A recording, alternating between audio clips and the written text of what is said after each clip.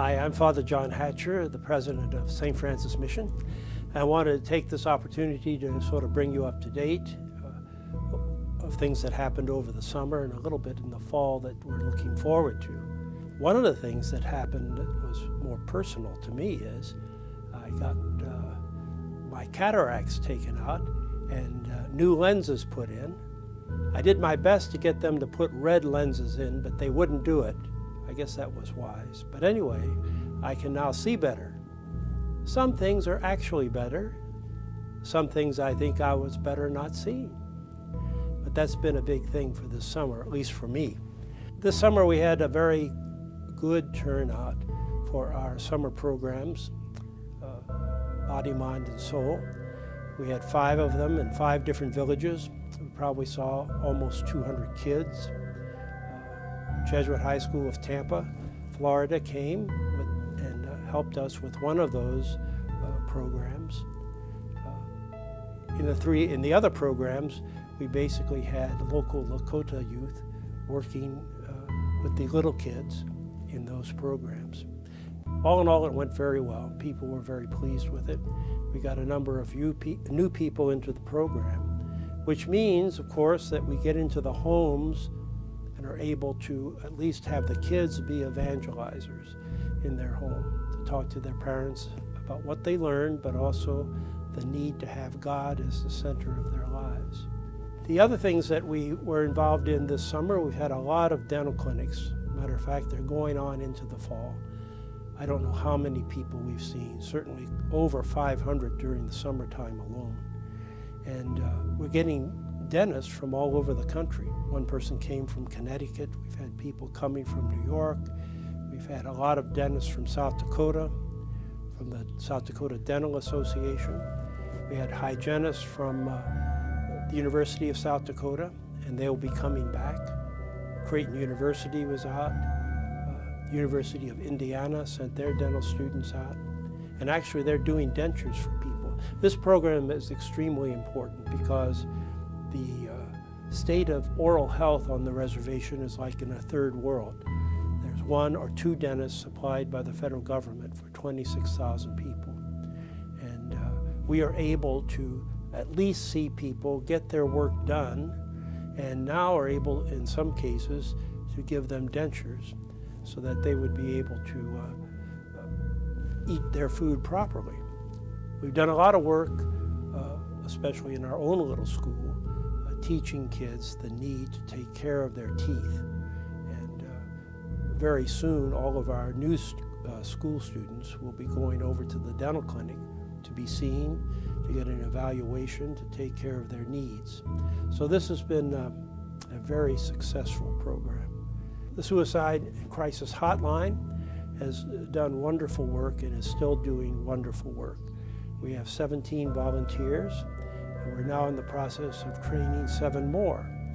Almost all of these people are local Lakota volunteers, and they've made a big difference in the suicide rate on the reservation, and even in the crisis rate, because it's not just people who are attempting suicide, it's people who may be having troubles at home, or a woman being abused, or children being bullied, or even in cases, elderly people who live in the country who are just lonely and they're sad and they need someone to talk to. So again, this is a great service for the entire reservation.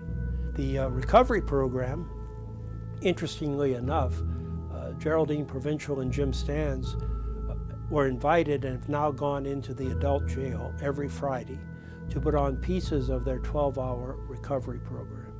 This has been very successful. They see 80 people at least a week, and they do part of the program. And the jail supervisor and the guards are very happy with St. Francis Mission because we're consistent. We go every Friday. They tell us that a lot of the programs who come into the jail, they come 1 or 2 times and then don't come back. What we're able to do is go every Friday and build on what we've done before with those who are still incarcerated. But even more importantly, people come up to Jim Stans and to Geraldine Provincial when they get out, and they talk about how meaningful that experience was for them. And one person put herself into the meth treatment program. It changed her life. So again, this is a very good service for everyone on the reservation. Of course, all during the summer, we've been preparing to begin our Sapaloon Catholic Academy. We've gotten a lot of work done in recruiting new students. We started the day after Labor Day, and we have 28 students now. We probably will go up to 30 before it's all over with. And it's wonderful to see these young children. Most of the students are in the lower grades so that we don't have to catch them up. We begin with them, give them good study habits, give them a good relationship in religious education, give them a good foundation in Lakota, and they are able then to go proceed through the grades. Kids love it. It's an extended day. It goes from 8 in the morning till 5. Sometimes the parents have to drag the kids out of school. They want to stay. And many of the parents this year have already told me it's the first time that their kids are excited about going to school. One boy was mad at his mother because she wouldn't take him to school on Saturday. This doesn't happen out on the reservation, I can tell you. So this is an important addition, especially in building for the future. But the other programs I talked about support the school, so they're equally necessary. You can't just do one thing and expect to change the nature of the dysfunction that people face here.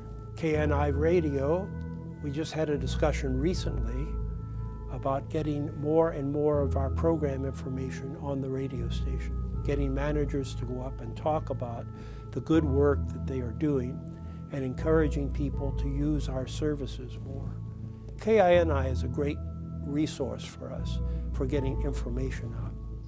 And this summer, when we had our first problem with kids running wild all night and doing satanic symbols on the church and on the Blessed Mother statue, I was able to get on the radio and talk about that something had to be done. And it wasn't simply a police problem, getting police to come in and arrest kids. It was a clear and present danger. The last time kids did a lot of satanic stuff, we had a large influx of suicides. And I was very concerned that this might happen again. So I tried to encourage the schools, the churches, the tribe, and the local communities to come together and do something for these kids who are essentially abandoned. St. Francis community had a meeting, and at least now most of that vandalism and running around all night has stopped. But we're going to continue a program on the radio to try to teach parents what they need to do to take care of their children. And I try to encourage people through the radio program that we need to care for these kids. You know, they run loose. They need parental supervision or guardian supervision. But it's all of our responsibility to step up and tell them that we care. One of the things that one of the kids wrote on the church was, "There is no hope." And when you get there with a large number of kids, you've got trouble. These kids have to know that there's a God that loves them and that there are people who care for them. And so we're going to try to continue to push that piece. I think that's about all I need to talk about this time, but to thank you for your support, because that's how we keep all these things going. As you know, we get no government funding for any of these things. And so I am happy that you have agreed to partner with us to help us make a difference here, not only today, but in the future for these people that we together serve. Thank you.